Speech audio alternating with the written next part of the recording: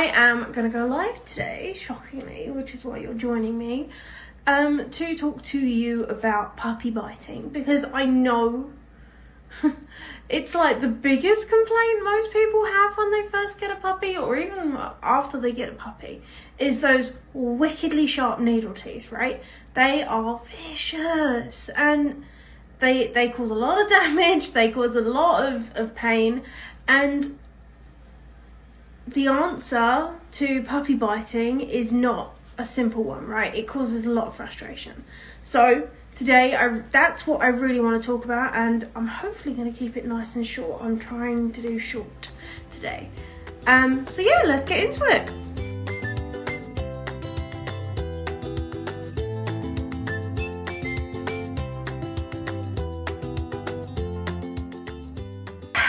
The first thing I really want you to know is that this is a perfectly normal puppy behaviour.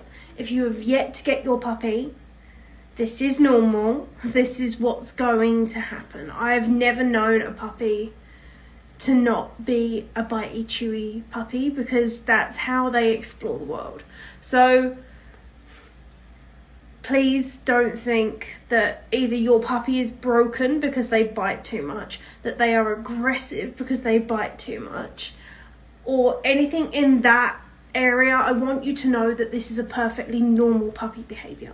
It's perfectly normal because this is how your puppy explores the world. This is how they can elicit a reaction from to find out whether something is dead or alive. Okay, and that's something they need to learn. So their teeth, and that's actually why their teeth are as sharp as they are. So because they don't have the jaw strength that an adult dog does, their teeth are sharp, so that when they bite something, like me or you go, ow, and they go, oh, that's alive. So that's how they learn, that's how they're exploring, and it's actually their biggest way of communicating at this age. Because I'm hoping that you're not letting this go too long, because it's not good for you if it's going too long. And if you are letting it go a little bit longer than it possibly should, this live should really help. So let's start with why. Let's start with why a puppy may be biting you, because it's always best to know the why before we get into the what to do. Okay, because sure, your puppy's biting you, but if we don't know why they're biting you and what they're trying to say and what they're trying to communicate, you're not going to be able to solve that as easy as you could if you did. And I find, again, that's where the cogs don't line up occasionally, and that's where I find some of the frustration is born from. So I want to tell you a little bit about why. Murphy's Law. I want to tell you a little bit about why your puppy bites and what's going on in their little puppy brains when that's going on. Because if you can get that, you can figure out how to tackle it, right? So the single biggest reason, if we were to isolate it to one reason, because usually it's a bit of a combo, so just makes it all nice and a little bit more of a puzzle, but that's fine. We can deal with puzzles are acceptable. But the biggest reason usually is overtiredness. So usually when your puppy gets tired, they get cranky and they're gonna bite you more than they would at any other stage of the day. It is pretty much the exact same as what a child or a toddler will go through when they're learning, and they get overtired and they get cranky, and then all of a sudden tears. Hi Chelsea, nice to see you. So you get tears then, and it's one of those things that is inevitable essentially when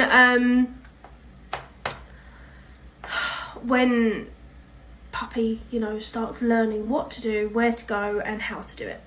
The next big one is over arousal, which is not anything sexual in any way, shape or form. It's just a trainer term that we use to say that they've gone overboard on their excitement and overboard on what they want to do, and they've just kicked into this other gear of crazy, essentially, and shockingly, that crazy puppy ends up biting more. Pretty simple stuff. Teething. This, by the way, whilst is something that that happens a lot and is a very strong reason for puppy biting, teething is a phase of development, but it's not a phase that they're going to get through the end of and go, oh, I suddenly now know not to bite mum. I know not to chew on dad. Do you know what I mean? It's not, whilst it is a phase of development, they are not going to learn appropriate behaviour just because they've left that phase of development. You have to teach. Okay, so the teething and that phase of development, they will get worse with biting because their teeth hurt, and in some masochistic way, the only way they can alleviate that pain is by chewing. So, vicious circle, right? Puppy bites more, teeth hurt, puppy bites more, teeth hurt, until it stops. And it does mean that, you're going to have a bit of a rough ride during that, which is why I thoroughly encourage my puppy parents to resolve puppy biting before the teething stage, which comes in at about 14 or 16 weeks. It's a bit of a turd, I'm not gonna lie, because that's when they're gonna really start focusing on inappropriate things to chew on, which could be you, it might be your furniture, it might be your cat, I don't know. Hopefully not your cat, but I'm saying a C word and Andy's laying right there, oops. So, yeah, then of course there is the regular dog reason that they may be biting, which is fear. I'm really truly hoping that your puppy is not biting because of fear. If they are, that's something we can talk about, and I'm not going to talk about much on this live because it's quite a specific thing that we need to talk about in that instance, and it's a little bit too sensitive for a live. So what can you do about reactivity? I've got reactivity on the brain. Can you tell that's the course that I'm working on right now? I'm actually finally lining up my reactive dog course. Anyway, what can you do about puppy biting? Actually, first, do remember that biting is just their way of communicating. They are not doing it to hurt you. They are not doing it to get at you. They are not doing it to deliberately hurt you. This is just their way of communicating. We just have to understand what they're saying. Okay, and I've given you a couple of headline reasons. There are more, which I do have a very thorough blog on this, which you can check out if you want. DM me and I will ping you the link as diligently and as quickly as possible. So what can you do about your puppy's biting, and how can you teach them that it's inappropriate to bite people? Because when, your dog grows up and they become a very large dog or even a very small dog, I really don't care what size they are, they put teeth on a human when they are fully grown, that's just not acceptable, is it? So, we have to teach them that the way to, say, ask for play. We have to teach them the way to, cope with their tiredness. We have to teach them the way to express what they want to express without putting teeth on a person, which is why I'm saying you have to understand the why. Okay, makes a lot of sense now, right? So a lot of the reason that puppies bite is because they want to play. If they want to play, redirection is what you need, because as soon as you go, I thought I might have had a toy on my desk and I don't. As soon as you go, hey puppy, this is not right. This is what we play with. Here's a stuffed elephant, which is my favourite for him and probably his favourite. This is how we play. This is how you play with me. And this is the appropriate way to do so. As soon as you start guiding them in that, and you do it consistently. I'm saying do it with words, and the way you actually do that is essentially to get that toy, make that toy the most fun thing in the whole wide world, and make sure it intercepts every attempt for your puppy to bite you, and make sure that their teeth end up on the toy. I ended up actually doing this so well, accidentally, with Indy, when he was young, that he will now no longer roughhouse with a single human being, even when my husband tries desperately. He won't do it. He will run off all excited and come back with a toy, because he's like, this is what we play with, Dad. This is what we do. And it's like, oh, look at that. So it does work, is my point. And all you've got to do is just keep being consistent and keep trying, essentially. The more you do this, and the more consistent you are at applying it, the better the result will be. And the quicker the result will be, which I know is really important, and I will come back to that. The overtiredness. This does involve a teeny tiny bit of observation from you. So you need to watch pup. You need to know roughly how much sleep they should be getting. That's something that I do include in my pup dates. So every week you will get this week they need X amount of sleep, Y amount of sleep, Z amount of sleep, and it will vary depending on their age. Because, not drastically, because a young puppy needs 20 hours a day, and a full-grown dog needs between 14 and 16 hours a day. Shelby is very passionate about getting her 16 hours of sleep, trust me on that one. And it makes her a lot nicer of a dog to deal with. And the same is true of your puppy. So give them as many naps as you physically can. Possibly can. Let's say possibly can. Because the more naps you give them and the better rested they are, the more even-tempered they're going to be. The less likely they are going to be to go to that extreme that overtiredness gives them. Because, like I said earlier, they are like an overtired toddler. Hey, thanks for joining me, McKee. I'm glad to see you. If you've got any questions, just ping them in the chat and I will do my best to answer. So yeah, it's one of those things that you've got to kind of choose the right solution for the right problem, and diagnosing that problem is sometimes a little bit tougher. I promise I am still talking about puppy biting. We've not ventured into veterinary yet. So yeah, structured naps for an overtired dog or puppy is really, really important. And you may actually notice when you start observing in the finer details that it's around 7 o'clock every night that they get extra bitey, that they get really zoomy, and that they get totally done essentially with their day.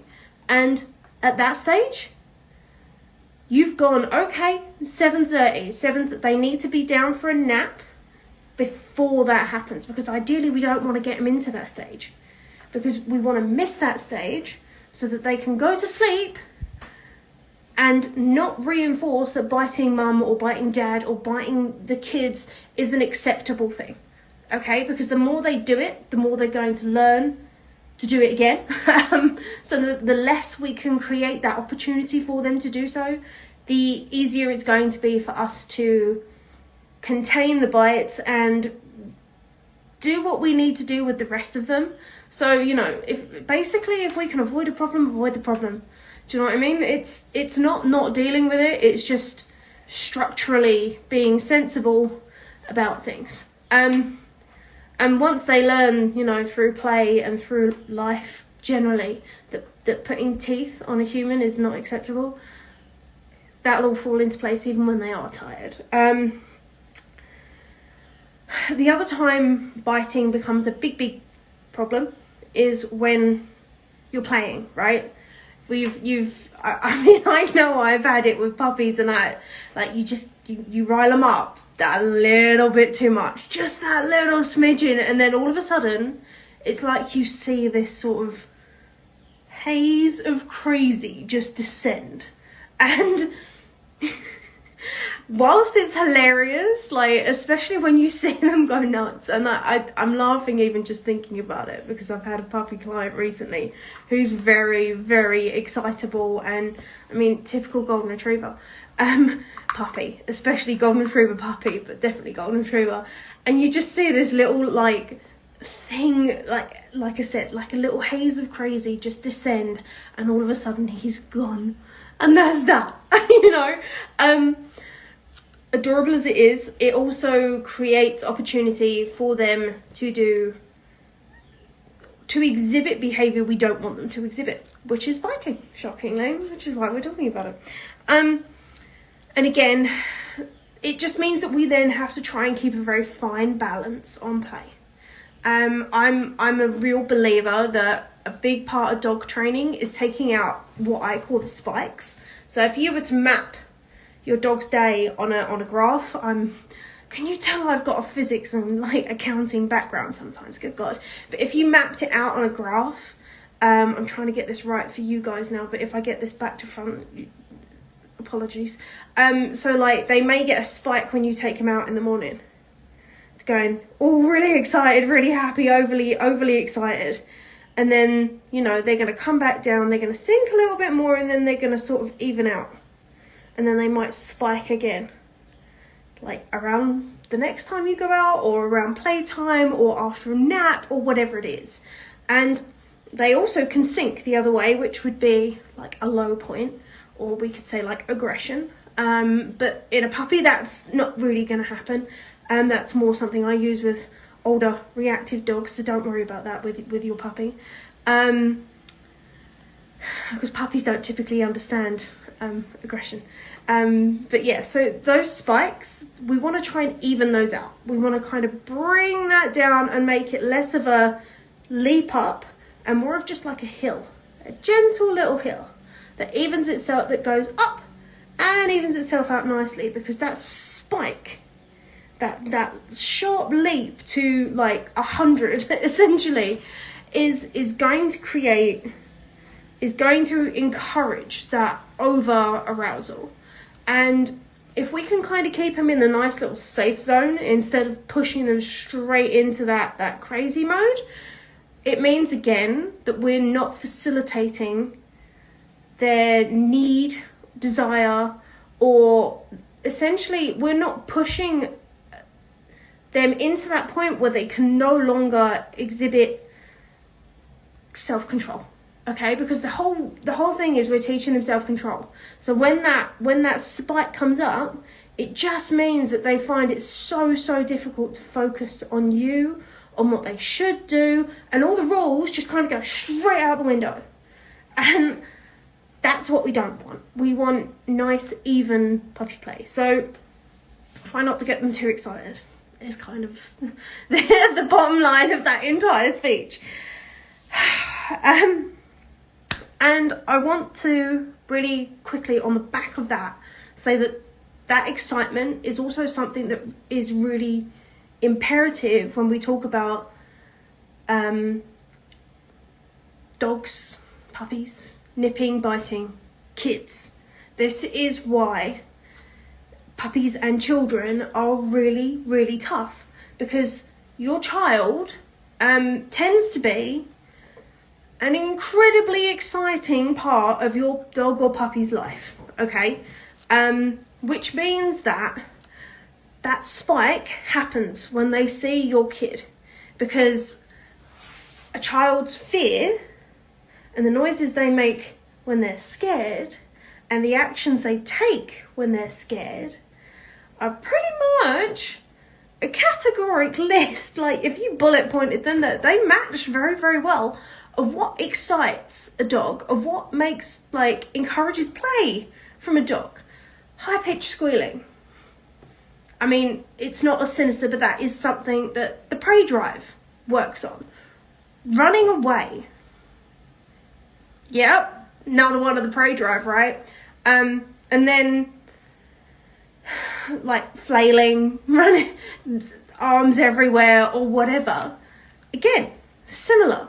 And it's just, again, I don't mean to say that your puppy is looking at your child as prey. That is not the thing. It's just our dogs, essentially play and prey drive, run on the same scale. So they live in a little world together, because the way mammals generally learn to hunt, if they were wild, is by practicing play behaviours with siblings, pack mates, whatever sort of structure they have in their little society. That's how they learn how to do a lot of this stuff. So play and prey drive are intimately related. That is not to say that your dog is going to eat your baby. Okay, don't take that out of context. So but the point is this is why your puppy will find your child incredibly hard to not bite. Which sounds really bad, but it's very true. So, and that actually can also lend itself to a specific person. I know that I asked my audience, and one of them came back and said that their puppy tends to bite their husband or their partner more than they bite them. Not gonna lie, this is very, very common, because it's like our other halves sometimes don't use the same methodologies that we use, and that can be really tough. But the important part is that your puppy learns, generally speaking, that we don't put teeth on people. Okay, that teeth on people bit is not acceptable. If there's one person that is an exception to that rule, that's not the worst thing in the world. But we do want to try and make sure that our pup understands that, and they are going to learn quicker if you and your partner take a united approach to things. The only thing I'm going to be very, very subtle with and say there, because this is something that you and your partner are going to have to iron out. So positive reinforcement, which is the technique that we tend to use with our dogs, and it's scientifically proven to be the best way of dealing with our dogs, also works on humans. This is not to say I don't want you going out and getting a clicker and conditioning your partner to do it to go do the dishes. That's not an ethical approach. But if you do want to say well done to your partner for appropriate play with the puppy, you might start seeing more appropriate play between partner and puppy. Just saying. Sorry, it gets funny, doesn't it, when we start talking about other halves and conditioning. So another question I get asked a lot is or I see problems with a lot, is the speed of which our puppy will or will not start responding to this training. I'm not gonna lie, it does take time. It takes consistency, and it takes you to apply it across the board, and which is really, really tough, right? Because our puppies tend to be exhausting. Even when we do only have them for 4 hours a day, it's just oh my God, you are a full-time job. And I totally get that you're probably utterly knackered and you just kind of want to go for a nap and you don't want to have to do all this the whole time. But that is what it takes. And if you do practice it consistently, it will take... I've had huge strides, and I mean 90%, 95%, from about sort of 10 or 20% to about 95%. So an 80% jump within a week. And when it goes from being bitten the entire time that you're with your puppy, pretty much, to every now and then when they just lose control a little bit, which, happens. We all lose control every now and then. When you can do that within a week, within 7 days, that doesn't feel as bad, I find. So I've seen massive, massive strides in that amount of time. And you can do it quicker. but please don't expect it to be working the first time you try it, is kind of my point. So yeah, remember, again, I'm going to emphasize that your puppy will not grow out of this. This is not something they will just magically learn to do unless you teach them, okay? It does need to be a consistent approach. You do need to be patient, and it will take time. Whilst I know that's really frustrating, please bear with them, because they are trying, and they are very much trying to be a part of our world, and they are learning so much. So the more sympathy you can give them at this stage, the easier it's going to be for you in the long run. Okay, so on that note, thank you very much for joining me. I don't see any questions, so I'm not gonna answer any questions. But if you've got any questions after this, by all means, just ping me a message, and I am happy to help. And if you've got a chance, go check out the pup dates, because they are really useful. I've kind of poured my heart and soul into them, so yeah, if you want a little slice of my soul, go buy it for $24.99, I think they are at the moment. So yeah, great value for money. Thanks, Clout. Ooh, sorry, not sure how to pronounce that. But yeah, go get it. It's really great, and I will see you probably next week. Things are probably going to be a little erratic given that Christmas is coming up. But I will try my very, very best to be on here at least once a week, and I will try and give you as much notice as possible. Unlike today.